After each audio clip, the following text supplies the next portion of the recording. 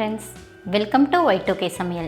இன்னைக்கு நம்ம பார்க்க போறது கிறிஸ்பியான டீ டைம் ஸ்நாக்ஸ் தான்.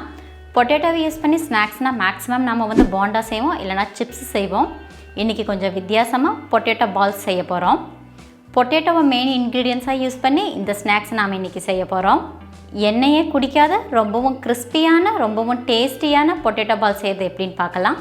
அதுக்கு முன்னாடி நம்ம சேனலை இன்றைக்கி தான் நீங்கள் ஃபஸ்ட் டைம் பார்க்குறீங்கன்னா சேனலை சப்ஸ்கிரைப் பண்ணுங்கள். கூடவே பக்கத்தில் இருக்க பெல் ஐக்கனை கிளிக் பண்ணிவிட்டு ஆல் என்ற ஆப்ஷனை செலக்ட் பண்ணிக்கோங்க. இப்போ வாங்க கிறிஸ்பியான பொட்டேட்டோ பால் செய்கிறது எப்படின்னு பார்க்கலாம்.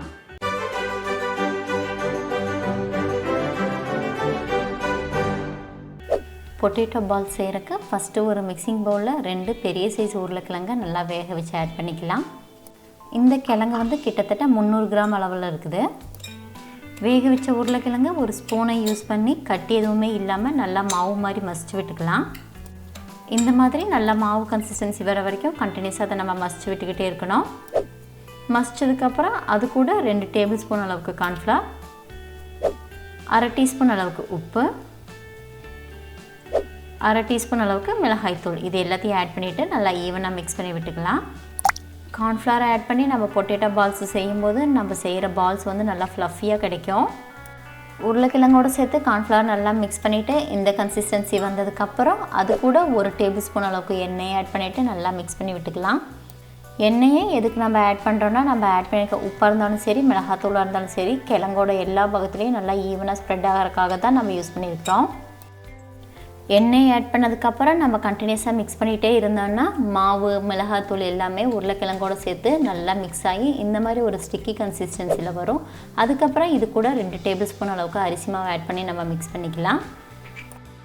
கடைசியாக தான் நம்ம அரிசி மாவை ஆட் பண்ணிவிட்டு இந்த மிக்சரை ரெடி பண்ணிக்கணும்.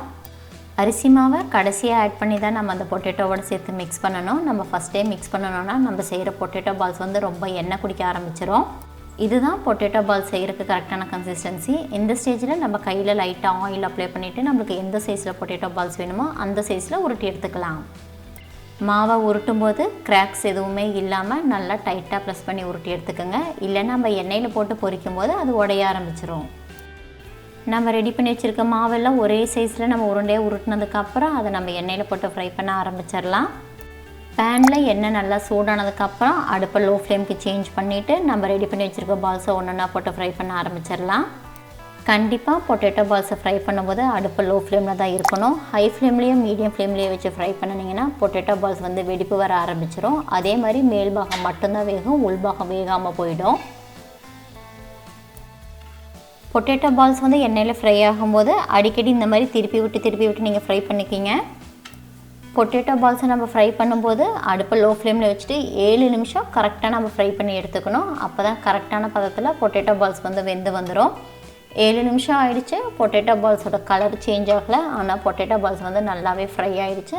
இந்த ஸ்டேஜில் இது நம்ம அடுப்பில் வந்து எடுத்துடலாம். எண்ணெய் கொஞ்சம் கூட குடிக்காத ரொம்பவும் கலர்ஃபுல்லான பொட்டேட்டோ பால்ஸ் ரெடி ஆகிடுச்சு.